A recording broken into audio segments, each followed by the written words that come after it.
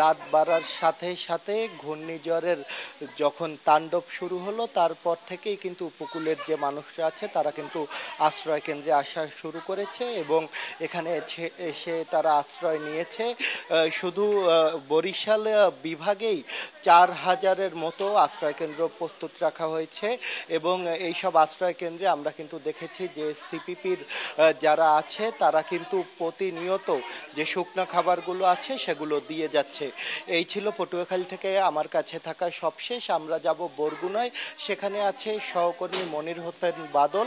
আমরা জানবো সেখানকার আশ্রয় কেন্দ্রের খবর। সাইক্লোন সেন্টারে বিকেল থেকে কিন্তু সাধারণ মানুষ তারা আশ্রয় নিতে শুরু করেছে ঘূর্ণিঝড় রিমালের কারণে।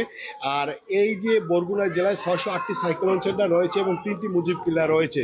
এই সাইক্লোন সেন্টারগুলোতে কিন্তু প্রায় 65,000-এর মতো মানুষ কিন্তু আশ্রয় নিয়েছে বলে বিষয়টি নিশ্চিত করেছেন বরগুনা জেলা প্রশাসন।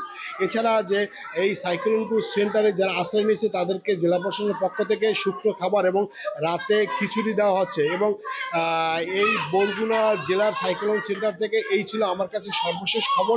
এখন আমরা চলে যাচ্ছি বাগেরহাট শরণখোলায়, সেখানে আছে সহকর্মী আলী আকবর টুটু। বাগেরহাটের শরণখোলা উপজেলার রান্দা একটি আশ্রয় কেন্দ্রে, যেখানে আসলে এখানে অসংখ্য মানুষ এখানে আশ্রয় নিচ্ছে এবং দুপুর থেকেই কিন্তু মানুষ এখানে আসছেন। তাদের জন্য বিভিন্ন ধরনের ওখানে খাদ্য সহায়তা নিয়ে আসছেন জনপ্রতিনিধিরা এবং বিভিন্ন স্বেচ্ছাসেবক সংগঠনের নেতৃবৃন্দ। এখানে চিরা, গুড়, চিনি এবং দেওয়া হয়েছে পাশাপাশি এবং মোমবাতি বিতরণ করা হয়েছে।